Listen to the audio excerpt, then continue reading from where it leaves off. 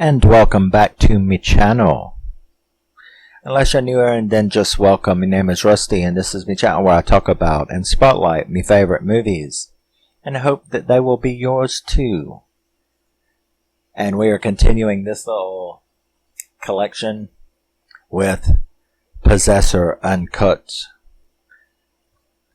Got lucky and found this 4K Blu-ray. Digital? Do you have digital? I think so. I'm not sure. In any event, yes, I was very, very glad to get this. It was very cool. I had the original, the cut version on the American version on DVD. So this was a very nice upgrade to go to the uncut Blu-ray 4K box set.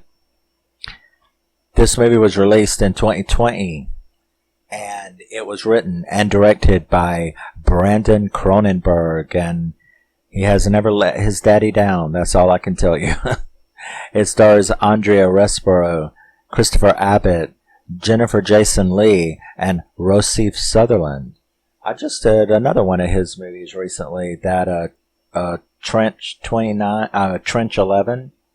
That also starred Rossif Sutherland. So it was cool to see him again. But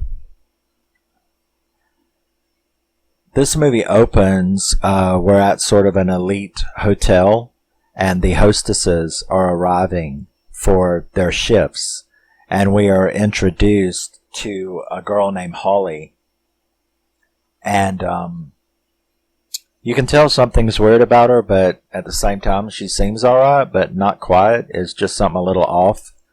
And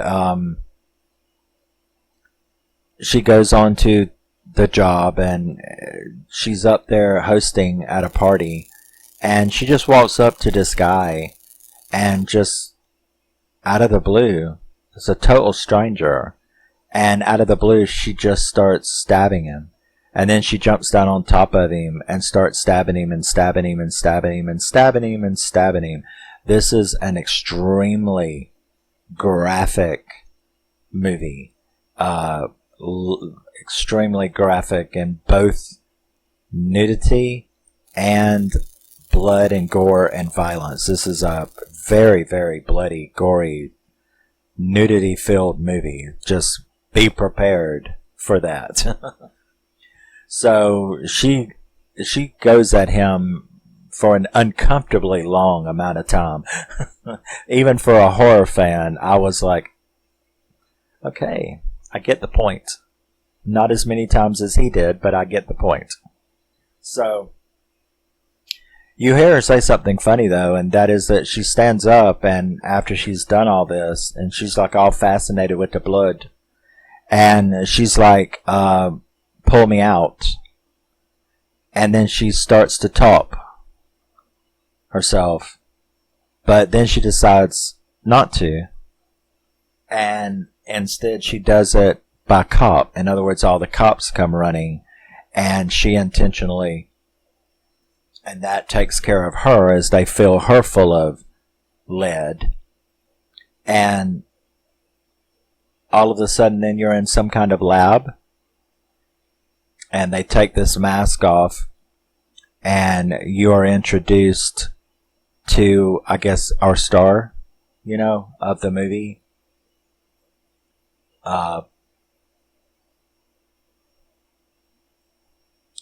What's her name? Tasia? So we'll just call her Tass. Tass. But we are introduced to her as she is like on this like bed contraption kind of thing, and it looks like she was in some kind of virtual headset, and next to her is Jennifer Jason Leigh, who plays her boss, is named Gerder, and then she goes through an evaluation process where she has to identify items that belong to her and their significance in her life and in her past. I guess they're making sure that the link was completely broken and that she was all right. Because it turns out this is some kind of secret black ops organization of assassins that use brain implant technology that allows a person to hijack the body of another person and use it and then get pulled out, and the person had no idea what they did and is left clean. So they meticulously arrange things. As an example, let's say that you were the kid of a rich bank tycoon, and you hired these assassins to kill him so that you could inherit all of his money. They would look at his life and his surroundings, and they would find the person that they think would give them access and a good story. Let's say his best friend, or his second in command, or whatever. They then kidnap him, implant him without his knowledge, hijack him with their assassin, one of their assassins, her being their favorite, their best. She would hijack his body, create a storyline for a few days, and then murder him, and then herself. Or itself, that person. Therefore, there wouldn't be any investigation because the person who did it is dead. So it's an assassination using someone that could get close enough to you to do it while leaving everything clean. And that's what this place is, and they're paid a huge amount of money. Now, Gerda really likes her. She thinks that she is a perfect assassin, like she used to be. And she feels that the time is getting near when she is going to retire, and she has chose her to be her replacement in this organization, in this assassins organization. There is one problem, and that is that she has an ex-husband named Michael, played by Rossif Sutherland, and a son named Ira. And, so she's left them, doesn't consider herself safe to be around them, which I agree. But she has been talking to him, and Gerda is upset about that. She's like, are you sure that's a good idea? And it's really not. And so she's like, that's not a good idea, but whatever.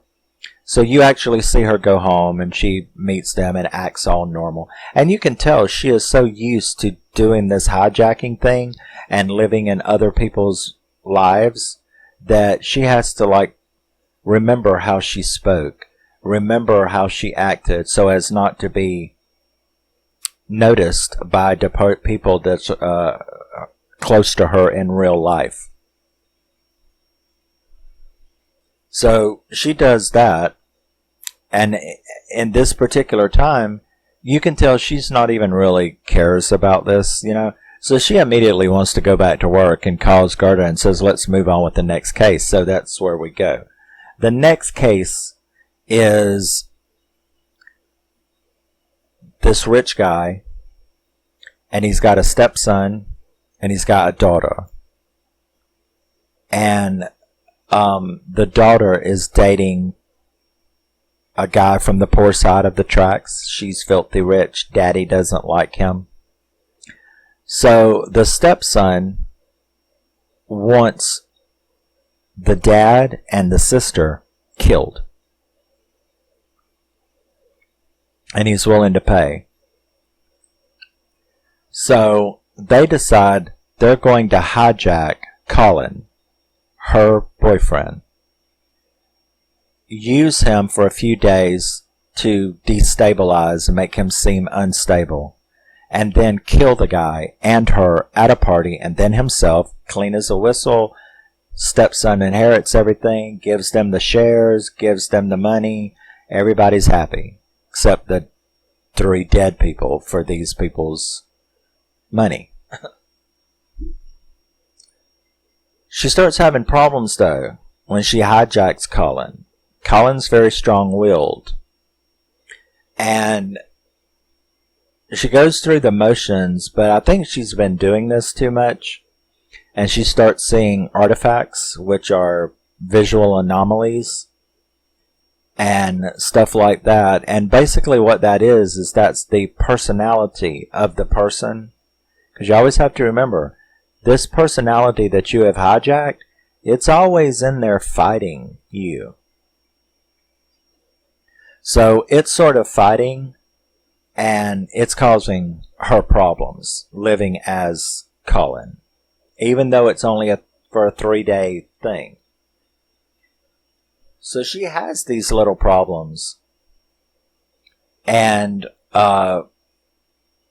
they kind of notice back at the corporation, that's like, are you okay? We're having spikes here, things like that in your readings. No, I'm fine. And she's really not. Well, she ends up coming to the night of the party.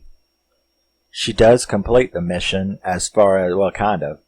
But once again, like when she was Holly, she was just supposed to shoot the guy. Why stab him 48 times? Which Gerder had asked her, but I think Gerder knows why, and that is that this woman is evil, and this woman likes this shit too much. In other words, shooting the guy wasn't going to be fun enough for her, and I think Gerder knows that. So once again, though, rather than shoot him, he brutally mutilates and murders him with a fire poker in his mouth, in his eye. How the dude lived through it somehow, which shocked everybody, including him. But he did kill the girlfriend. He did kill the guy's daughter. So he killed his girlfriend. He killed her. He's on the run. He couldn't get this to work. He could not get himself to do that. Well, they send one of their operatives to try to help him. Like, get what's wrong, get you out of this body and back to your own, right? But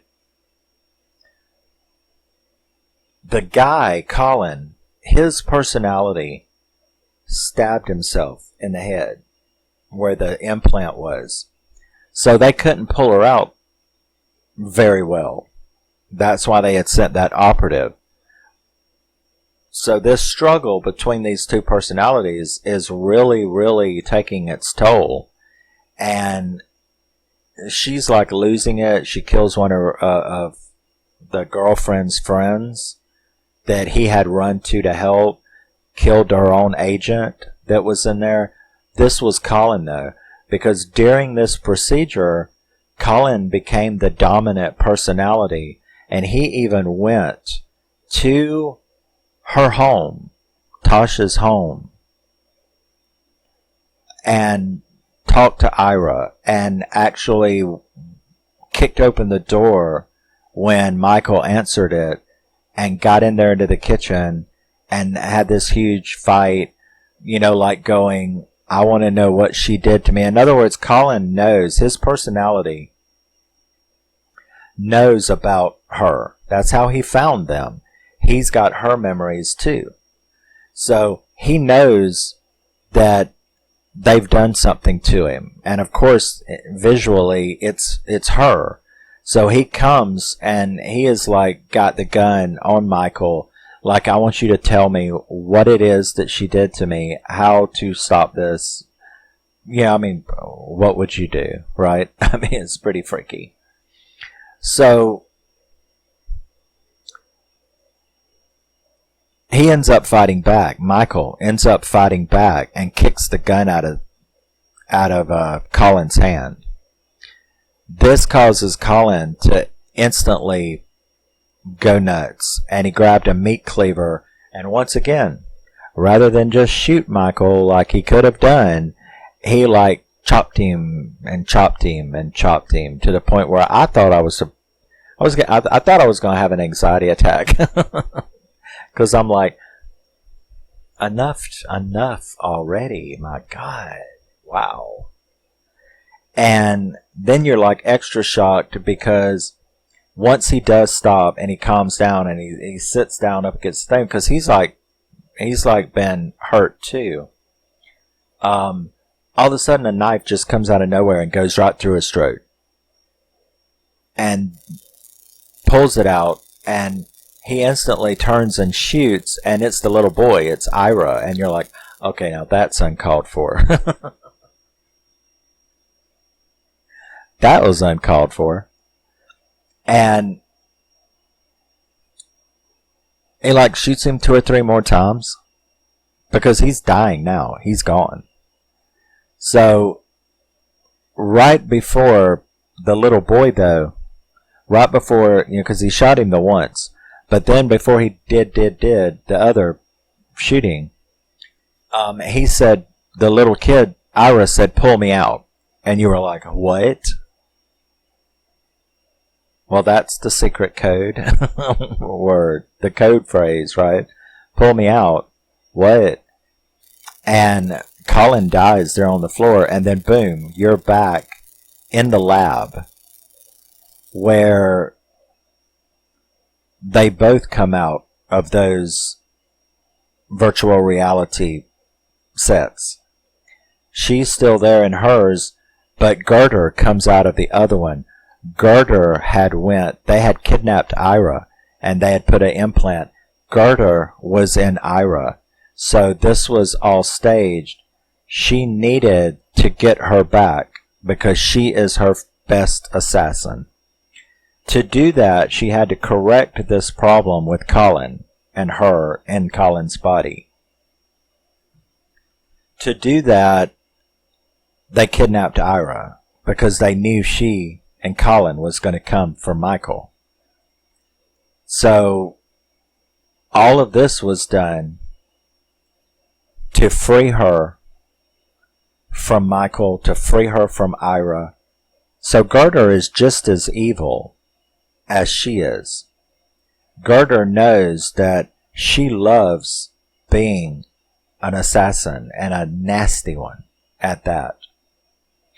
And she looked at it as helping her out by removing Michael and Ira from her life, and now she could be all hers and take her place in the agency and be the bloody, heartless, cold assassin that she really is. And so you're kind of blown away by that. And like I said, this is all extremely, extremely bloody and gory. Now, the difference is between the two cuts, the American cut, is only about a minute, and it usually involves a pee-pee that is harder than the pee-pee they allowed in America. And it's like, I saw someone else talking about that, and they were like, America is like, whenever you think it can't get any weirder, it gets weirder. But on this particular issue, the MPAA, they did not make them cut any of the extremely, extremely bloody, gory shit. And it's like, but showing a dude's wiener,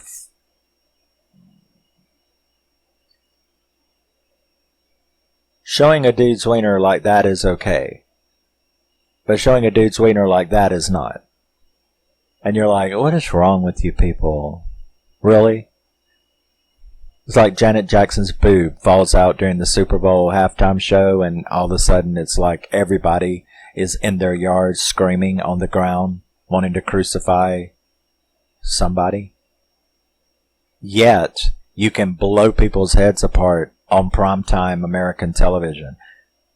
It makes no sense at all. You can stab him 7 times in the head, but not 9. If you stab him 9 times in the head, we're going to give you an NC-17. If you stab him 7 times in the head, we'll let you have a rated R.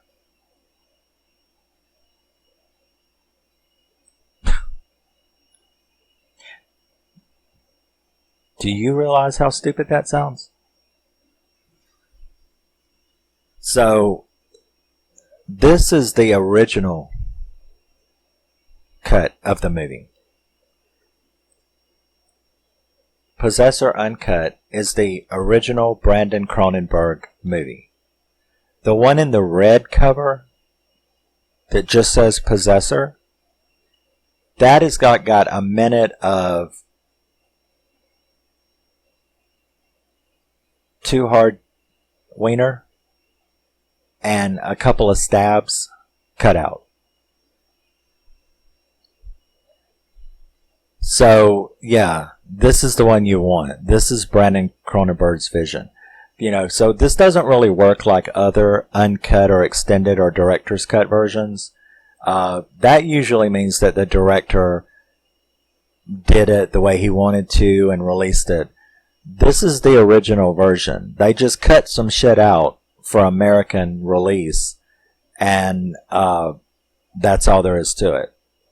This is not a new version, an extended version, or, you know, something that they did afterwards.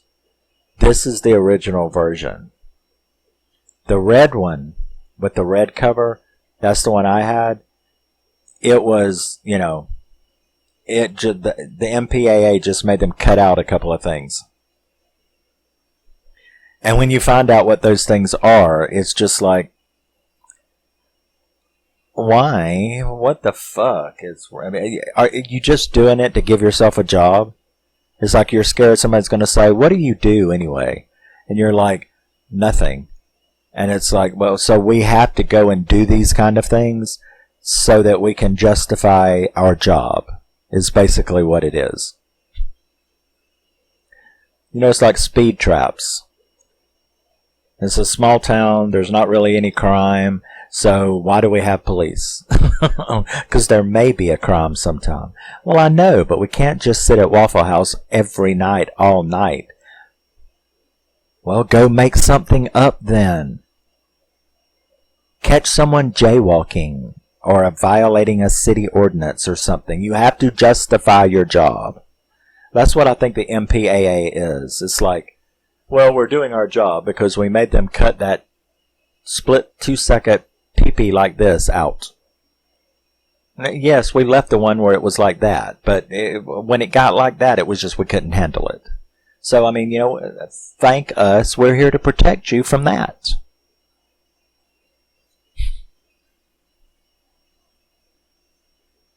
And Janet Jackson's boob. We have to protect you from Janet Jackson's boob. It's going to get you. Justin Timberlake grabbed it in the wrong spot. It fell off and her boob fell out. And for some reason, people fainted.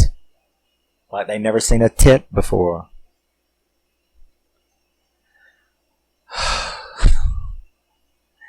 This place embarrasses me. For lots of reasons now. But that's always been one.